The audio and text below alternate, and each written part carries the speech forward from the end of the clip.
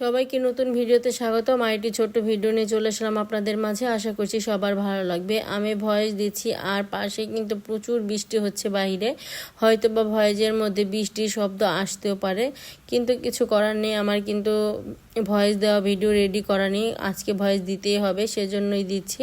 আর যদি একটু আওয়াজ আসে বৃষ্টির, অবশ্যই ইগনোর করবেন সাউন্ডটা। এখানে বেশ অনেকগুলো আম দেখতে পেলেন। এই আমগুলো আমাদের পুরান বাড়ি থেকে আনা হয়েছে। কাল বিকেল বেলায় এই আমগুলো পাড়া হয়েছে, আর রাতের বেলা আপনাদের সাথে শেয়ার করা হয়নি, সকালবেলা শেয়ার করলাম।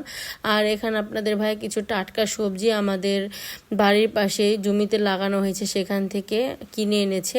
সবজিগুলো একেবারে টাটকা, একবারে কচি কচি ছিল। আর ভেন্ডি খেতে আমাদের কাছে অনেক বেশি ভালো লাগে। আজকে এই সবজিগুলো দিয়ে রান্না করব। এখানে ভাত আর ডাল বসিয়ে দিয়েছি।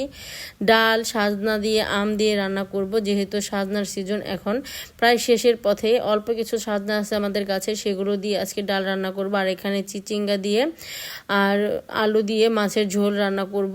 টাটকা টাটকা সবজি কিন্তু সাথে সাথে রান্না করলেই বেশি ভালো লাগে, ফ্রিজে রেখে দিলে পরে কিন্তু আর সেই স্বাদটা পাওয়া যায় না। এই তো টাটকা সবজি দিয়ে এখন মাছের ঝোল রান্না করব। সবজিগুলো কিন্তু কষানো হয়ে গিয়েছে, পরিমাণ মতো ঝোলের পানি দিয়ে দিলাম। ঝোলের পানিটা যখন বলক চলে আসবে তখন এখানে ভেজে রাখা মাছগুলো দিয়ে দেব। মাছ আমি আগে থেকেই ভেজে রেখে দিয়েছিলাম। ঝোলের পানি দিয়ে দিলাম। এখন একটা ঢাকনা দিয়ে ঢেকে তারপর বলক আসার জন্য অপেক্ষা করব। বলক চলে আসলে এখানে আমি ভেজে রাখা মাছগুলো দিয়ে দেব। আমার এই ছোট ছোট ভিডিওগুলো যদি আপনাদের কাছে ভালো লাগে, অবশ্যই আমার পাশে থাকবেন। যারা ফেসবুক পেজ থেকে দেখছেন তারা আমার পেজটা ফলো করে দেবেন। যারা ইউটিউব থেকে দেখছেন অবশ্যই আমার চ্যানেলটা সাবস্ক্রাইব করে দেবেন। আর সাবস্ক্রাইব করা হলে পাশে থাকা ছোট্ট বেল আইকনটি প্রেস করে দেবেন, তাহলে আমি নতুন নতুন ভিডিও ছাড়ার সাথে সাথে আপনাদের কাছে নোটিফিকেশন চলে যাবে, আপনারা আমার ভিডিওটি দেখে নিতে পারবেন।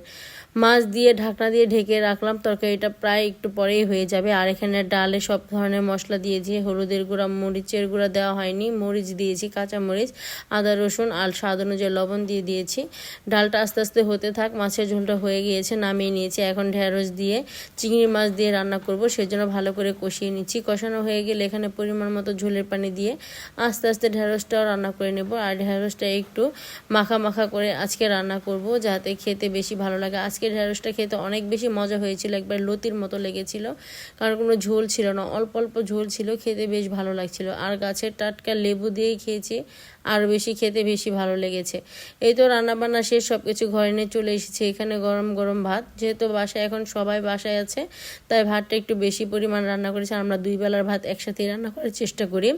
আর এখানে এই তো মাছের ঝোল রেডি হয়ে গিয়েছে। দেখতে কেমন হয়েছে অবশ্যই কমেন্ট করে জানাবেন। আর এখানে ঢেঁড়সের তরকারি হয়ে গিয়েছে, একবার মাখা মাখা ঝোল করে রান্না করেছি, সাথে হলো সাজনা আর আম দিয়ে সুন্দর করে একটা ডাল রান্না করেছি। আজকে এ পর্যন্ত, আল্লাহ হাফেজ।